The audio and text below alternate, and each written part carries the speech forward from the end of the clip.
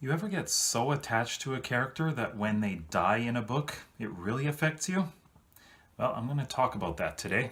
It's funny, when a main character dies, usually it doesn't affect me very much, but when it comes to these four characters, I really felt it. And they're all female. I don't really get affected by the males' deaths. I'm going to count down my top four female deaths. And there are spoilers, so if you don't want to know anything about this, then don't watch. Number four is Bennett Scott of Angel Fire East. In Terry Brooks' The Word and the Void series, Nest Freemark is kind of a precursor of the Ohmsfords in a way. This is a kind of prequel to the Shannara series. But in this book, we have a young girl named Bennett Scott. So in Running with the Demon, which is the first book, she is a young child who is saved by Nest Freemark. But she reappears later on, about 15 years later, in Angel Fire East. She's now in her early 20s, and she has a child. But she is also a drug addict. She's been in a lot of trouble. I was really hoping things would get better for her, but unfortunately she died in this book. Although she's not exactly much of a heroine in this series, she was still a very likable character. Number 3, Ania in The Rise of Endymion.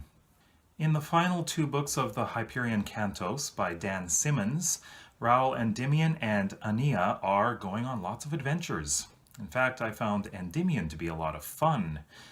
The Rise of Endymion is the conclusion of the series, and it really went out with a bang. Ania, as that's how I've learned Dan Simmons pronounces it, is a very interesting character. She's actually the daughter of Lamia from Hyperion. Of course, this is kind of a stereotypical character because, well, she is like the chosen one. She's the one who's going to save the universe. But she is a very realistic character. I got to know her very well, and I really liked her character. She was a great character. Unfortunately, she had to die. Well, actually, I knew that she was going to die because it was mentioned before she even died. But knowing that it was coming, well, it didn't make it any easier. It was a pretty hard death to deal with. But it's a great book. Definitely read it. Number 2, Amberly in The Elfstones of Shannara. In Terry Brooks' famous Shannara series, of course, we have the Ohmsfords, and the elves are big in this one as well.